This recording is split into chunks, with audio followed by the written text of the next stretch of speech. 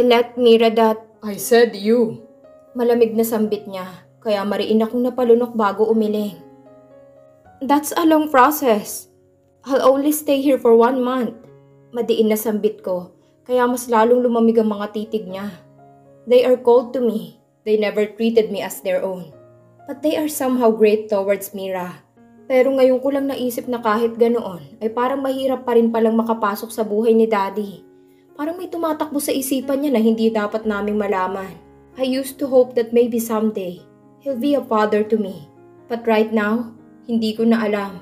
Para akong nakikipagtitigan sa taong hindi ko kilala. You will work for it. Sambit niya bago lumabas ng opisina ko. I shook my head. I hate him for not being considerate. I hate him. This is the last time that I'll serve him. Kung may ipapagawa siya sa akin na hindi ko gusto, hindi ako magdadalawang isip na tumutol. Wala sa sariling napahawak ako sa tiyan ko. Mom and Dad will never know about my pregnancy. They value elegance, high-endness, and everything to lift our name. And me being pregnant with someone else's child is not acceptable. Someone who is not socialite. Napahilot ako sa sentido ko. Saka nagpa siya na lumabas para pumunta sa rooftop upang magpahangin. Pero nang lumabas ako sa opisina ko, naabutan kong paglabas ni Daddy mula sa opisina ni Mira. Bahagya akong natigilan kaya bahagya akong umatras para bahagyang bumalik sa loob ng opisina ko habang sinusundan ng tingin si Daddy patungo sa airport. And after that, Mira went out from her office. Ang una kong napansin sa kanya ay ang pamumula ng mga mata niya. Mabilis siyang lumapit sa akin nang makita ako sa hamba ng pintuan ng opisina ko. I told you so, sabi niya kaya napakuyom ang kamao ko. Anong sinabi niya sa'yo? Malamig na tanong ko. He said not to take my eyes away from you. Baka pinababantayan ka na niya. He's our father. You must know what he can do to always be on top, she said. No, aalis ako. Sana hindi ka na lang bumalik. Mahihirapan kang umalis ulit. Sabi niya kaya napalunok ako ng mariin. That's not true. You are really smarter than me. You know that I am saying the truth. And be careful. He mentioned that he's planning to broaden the company abroad. And this time, alam kong hindi na akong ipapakasal niya para magkaroon tayo ng business partner sa ibang bansa. It's you, she said and I shook my head again. No way! Umayaw ka na noon at hinayaan ka na. They think I will handle the company better. But you are the better one, so they will push the arranged marriage, she said. Wala sa sarili kong nilibot ang mga mata ko sa buong floor. And I surprisingly found Sue's eyes looking at me. After that scene in the parking lot, he never dared to go near me again. At ngayon lang ulit nagtagpo ang mga mata namin. I stared at him with my afraid eyes. Hindi ko gustong paniwalaan ang mga sinasabi ni Mira. Gusto kong magsumbong. You are lying. Madiin na sambit ko kay Mira. Saka ako patakbong pumunta sa elevator. Pagsara ng elevator ay bigla akong nakarinig ng parang pagsabog. At kasabay nito'y hindi paggana ng mga buttons. Kainis! Malutong na mura ko nang maalala na wala akong kahit anong dala. Nagsimula akong magpanik, dahilan para mahirapan akong huminga. I inhaled and exhaled how many times to calm myself down, but I just can't. Wala sa sariling napahawak ako sa tiyan ko, habang ang isang kamay ko ay bahagyang pinupukpok ang pinto ng elevator. Open this! I shouted. Nahirapan akong huminga lalo kaya nangihina akong napasandal sa pader ng elevator. Nakaramdam ako ng hilot panlalamig sa kaba at taranta kaya nanghina ng husto ang katawan ko. Open up! Nangihinang sambit ko saka napalingon sa CCTV ng elevator. Hindi ko alam kung naapektuhan din ba yun sa biglaang pagkasira ng elevator. Huminga ako ng malalim saka dahan-dahang dumaos-dos pa upo. I slightly caressed my tummy. Namawis ako ng malamig habang pilit na humihinga. This small space is suffocating me. Plus the fact that I am so nervous. The security must have known about this already. Zeus! Wala sa sariling nasambit ko. At kasunod niyon ay nakarinig ako ng malakas na kalabog mula sa labas. I feel even more weak.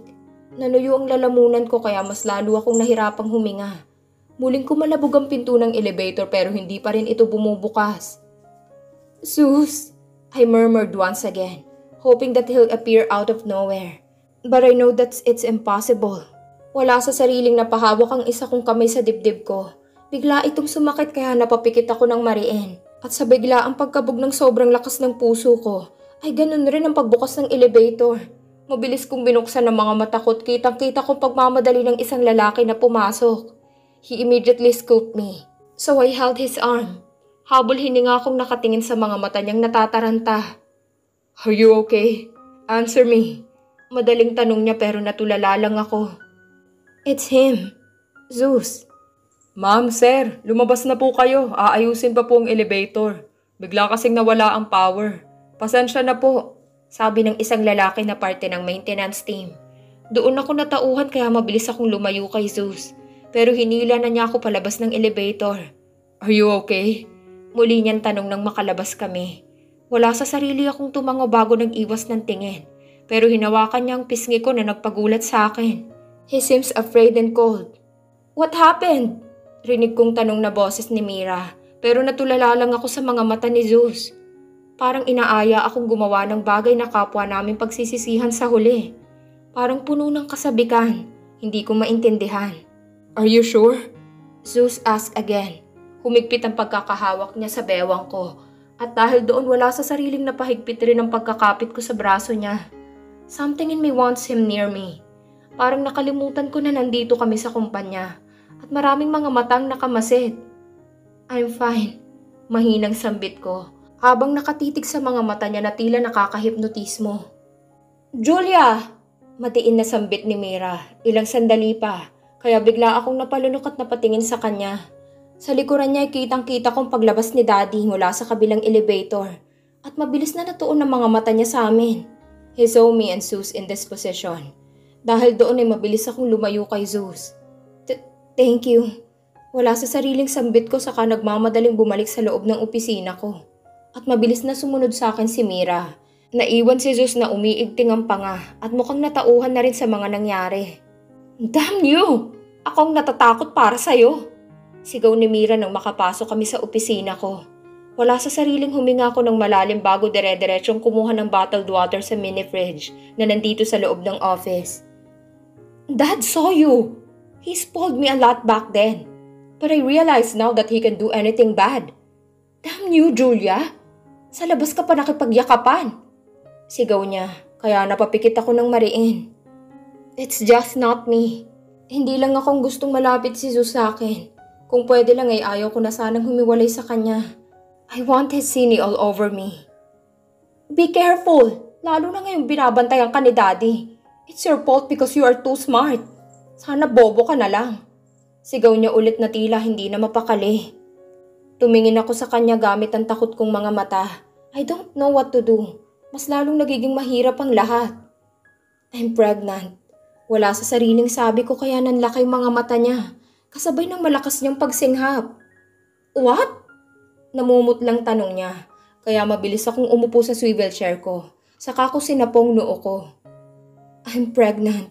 Ulit ko. That Anderson? Damn! Hindi niya alam? Gulat na sambit niya, pero wala akong sinagot. I sighed. Parang may malaking bagay na dumagan sa dibdib ko. Kaya napilitan akong sabihin sa kanya lahat para medyo gumaan ito. At mas lalo siyang namutla nang marinig ang lahat ng yon. Oh my gosh! You are pregnant and he's engaged. She summarized it well. Damn! Bobo ka pala! You are not really smart! Muling sabi niya saka umiling dahil sa nalaman. I sighed. Kahit saang parte tingnan, ikaw ang mali. If I were his girlfriend, I'll kill you! Mira added so I glared at her. Inirapan niya ako at inirapan ko rin siya. I know that I was wrong. That is why I am trying to do the right thing from now. But it's harder than I think. I didn't plan to fall in love with him. Hindi ko plinano na mawawala sa isip ko noon na nagpapanggap lang kami. Nabulag ako sa saya at kalayaan nung mga oras na kasama ko siya. His comfort deceived me. Anong gagawin mo? Tanong niya ulit na ikinailing ko. That's why I need to go back to London. Sagot ko na ikinabuntong hininga na niya. Pinagulo mo lang ang sitwasyon. I think Dad won't let you. Napalunok ito. I need to go back to London as soon as possible. They won't know about my pregnancy. Don't tell anyone. Sabi ko habang nakayuko. I am so afraid for my baby. Damn you, Julia! I don't know what to fucking do. Biglang sigaw niya, kaya napapikit ako ng mariin. Hindi ko alam ang plano ni Daddy. Just go with the flow. Huling sambit ni Mira bago siya lumabas. I stayed inside in my office. Hindi ko alam kung nasa kumpanya pa si Daddy. Pero para makasigurado hindi ako lumabas. I don't want to face him. Back then when he's ignoring, I dreamt for him to care even a little. To notice me. But right now, I don't want his attention anymore. I just want to live according to me. I went out exactly 8. At iyon na rin ang paglabas ni Mira sa kabilang opisina na ikinagulat ko. Bar? She asked and I shook my head. I can't drink. I rolled my eyes. Well, there's an orange juice at the bar, she said, so I look at her. Bahagya ulit akong napailing kaya nagkibit-balikat siya at dumiretso sa exclusive elevator na naayos na. Wala sa sariling sumunod ako sa kanya papasok. And after a while I saw myself following her car to the nearest bar. This isn't high-end, but this is wilder.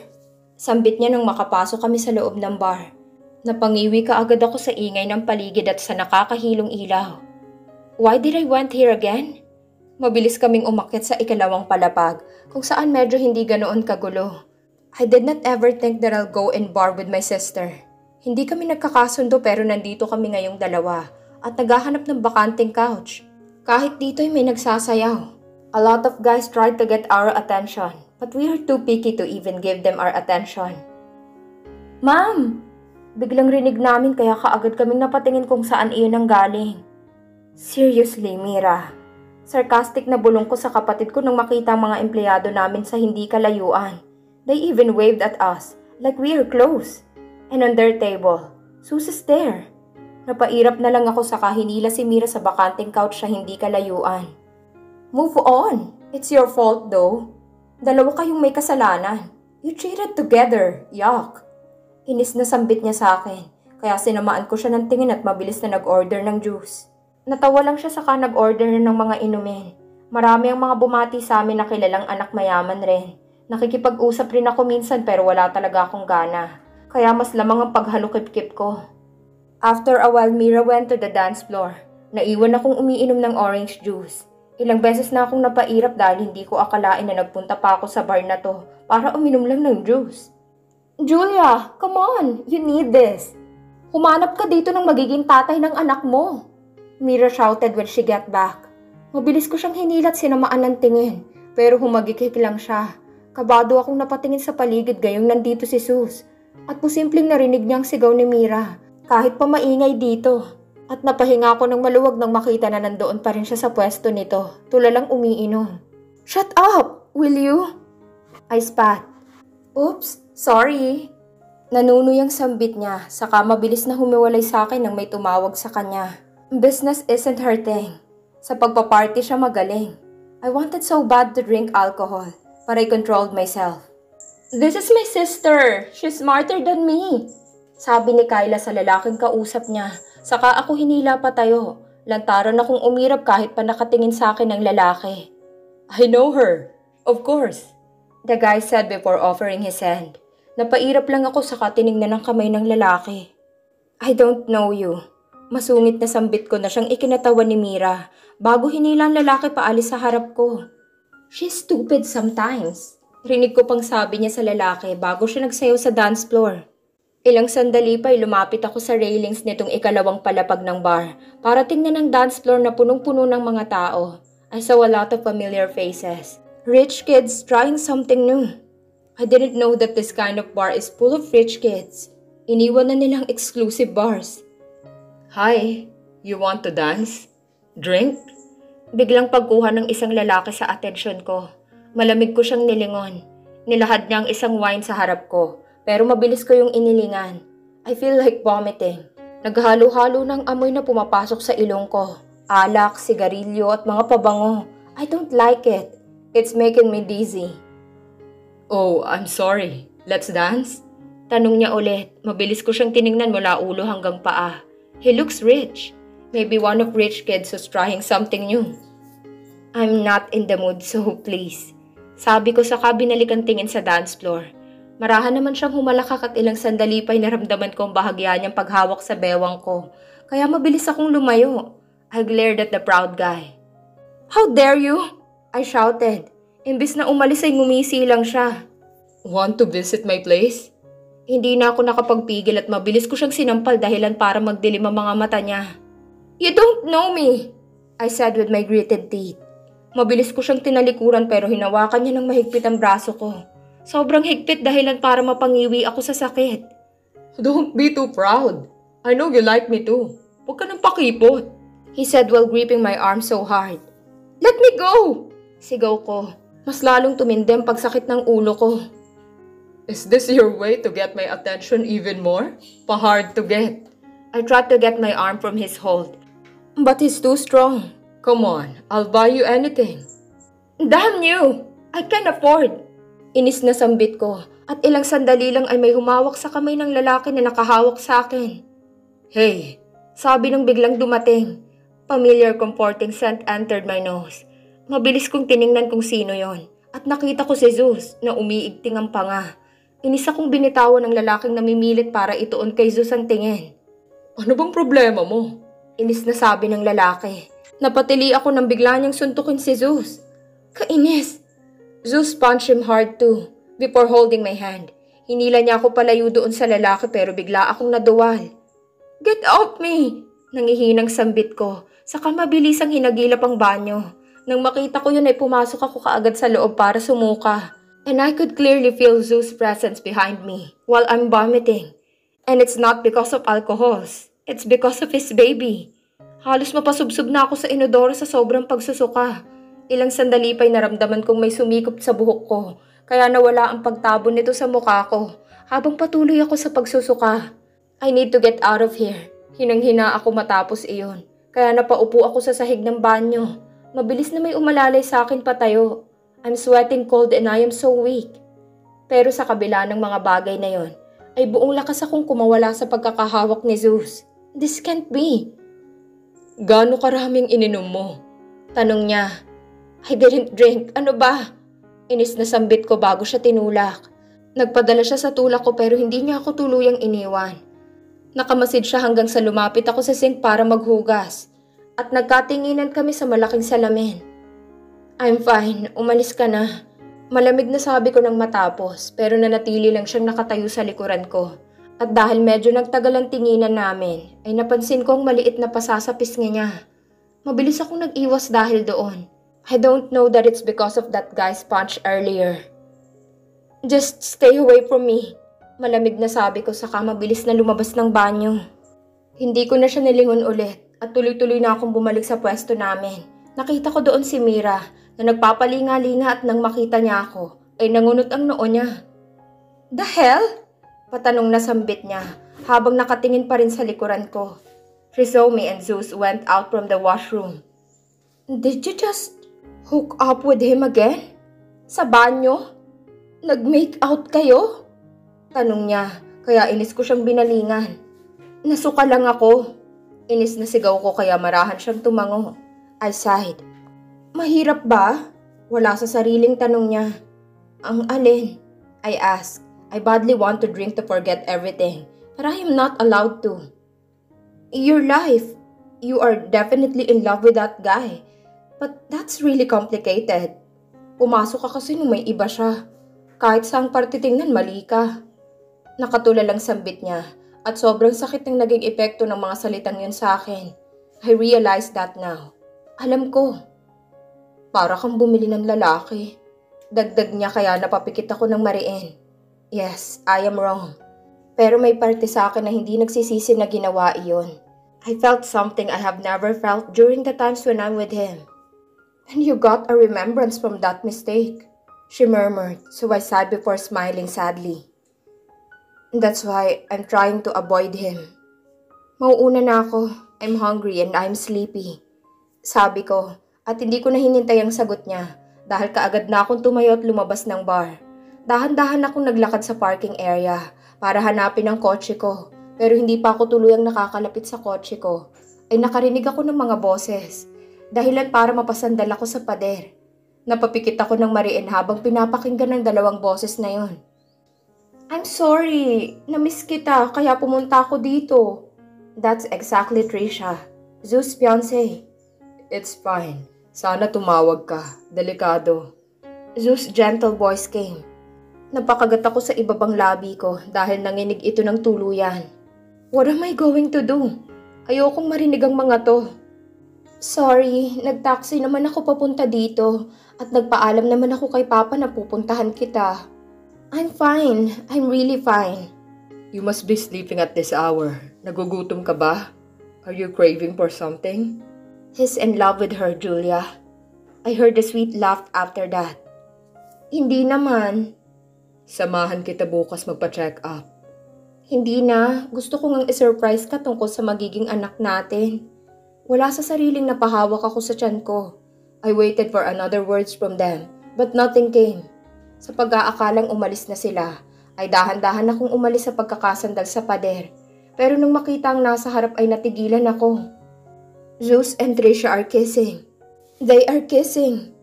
Hindi ko maalis ang mga mata ko sa kanila. I feel like I was tortured. It's painful. Really painful. I can't sleep in your apartment tonight, Trisha murmured while kissing Zeus. Nakuyom kong kamao ko. I won't cry. It's fine. Gusto kong gumalaw pero hindi ko magawa. Nakatalikod ang babae sa direksyon ko, pero nakaharap si Zeus sa akin. I saw how he opened his eyes after their kiss. At bigla niya akong nakita. Napakurap ako dahil doon at mabilis na nag-iwas ng tingin. I'm fine. I need to be fine. Nakagalaw ako at biglang natauhan, kaya halos tinakbo ko kung nasaan ang kotse ko. Nang makita ko ang kotse ko ay mabilis akong pumasok sa loob, kasabay ng pagtulo ng mga luha ko. Dumating ako sa punto na nasanay na ako lang mismo ang nagpapagaan ng loob ko. I want to tap my own shoulder to comfort me. I badly want to feel fine, just like what I always think. I drove my way home while crying. Pilit kong pinapatigil ang mga luha ko sa pagtulo, pero sadyang ayaw nilang tumigil. Why the hell I'm crying? I love him. I didn't know I managed to fall asleep that night, bringing that heartache. Paggising ko nandoon pa din ang sakit. Pero tanggap ko na. My heart was used to get hurt. Kaya kapag nasasaktan ako, parang normal na lang. Mabilis ang dadamdamin pero matatanggap ko rin. What's the matter if they kissed? They are engaged so they must really kiss. Nakuha ng pagsusuka ang buong pag-iisip ko sa umagang yon. And after that, I am so tired to even go to work. But I forced myself. Nang tingnan ko ang mukha ko sa salamin ay kitang-kitang pamumutla ko. Nag-aayos pa lang ako ay biglang nag-text si Mira na ipinagtaka ko. Mira, Dad's here. Hurry up. Nangunot ang noo ko. Bakit na naman siya nandoon? Mas binilisan ko ang pag-aayos. After a while, I received a message again from a foreign number. Nangunot ang noo ko saka mabilis iyong binuksan. And I realized that it's John. John, your father reached out to me. I'm coming to the Philippines one of these days. Mas lalo akong nagtaka pero isinawalang bahala ko muna yon para mabilis na magmaneho patungo sa kumpanya. Nasa gitna ako ng traffic nang muling nag-text si Mira. Inis kong binasa ang message niya at halos gusto kong itapon ang phone ko dahil doon. Mira, hurry up. Where are you? Ano bang nangyari doon? At mas binilisan ko ang pagmamaneho kaya mabilis akong nakarating doon. Hindi ako mapakali kaya halos tumakbo na ako papasok sa building. And when I get inside the elevator, I prayed so hard for the elevator to move faster. At nang makarating nga ako sa tamang palapag, ay napakuyom ang kamao ko. Nang makita na tila wala namang problema. And when I saw Mira walking in the hallway from Dad's office, I immediately went to her. Bakit ngayon ka lang? Mariin na sambit niya, kaya inis ko siyang tiningnan. You're stupid. Nagmadali na ako. Inis na sambit ko kaya umirap siya. He wants to talk to you. Beware. I'm the favorite daughter, so I'm fine, she said before leaving me. Napalunok ako saka napabuntong hininga bago dumiretso sa opisina ni Daddy. Dad, I gently said when I entered. You are late. Malamig na sambit niya. I just look at him coldly. I reached out to Mr. Mayor. He's our investor here. And I want him to be our business partner when we step internationally. I want you to prepare a proposal, he said. Dad, why don't you let Mira... I said you, Julia. Malakas na sigaw niya, kaya bahagya akong napaatras sa gulat. I'm going back to London. So you already know how to fight back? Sarkastikong sambit niya. Sinalubong kong galit niyang mga mata. I came here to help. Do what I told you. Malamig at matigas na sabi niya. I'll ask Mira. Do not start a fight with me, Julia. That is your responsibility. If you did not let your brother die, then you are not experiencing all of this. Do the proposal. Leave. Malakas na sigaw niya, kaya napapikit ako ng mariin at dire-diretsong tumalikod palabas ng opisina niya. Kahit nanginginig ako sa pinaghalong galit at kaba. When will he stop? When will he stop blaming me? Ngayon palang napatunayan kung tama ang sinabi ni Mira. Dad won't let me leave. Damn, kung alam ko lang na ganito, hindi na sana ako bumalik pa rito sa Pilipinas. Wala sa sariling napasandal ako sa pader ng hallway, malapit sa finance department. Bigla akong nakaramdam ng hilo. Sa kabila ng pagkahilo'y pumasok sa isip kong isang pagkain. I sighed before walking towards the pantry. I tried to look for peanut butter. And gladly I found one. Mabilis ko yung kinuha at binuksan. I took a spoon because I am really craving for its taste. And I'm in that state when someone came in. Subo kong kutsara ng lingunin kong pumasok. At kapag minamalas ka nga naman. Hey, Zeus gently called. Mabilis kong kinuha ang buong peanut butter para lumabas. Sabi ko noon hindi ako magagalit kapag bumalik siya sa fiancé niya. Because it should be really them in the first place. They have a connection that we doesn't.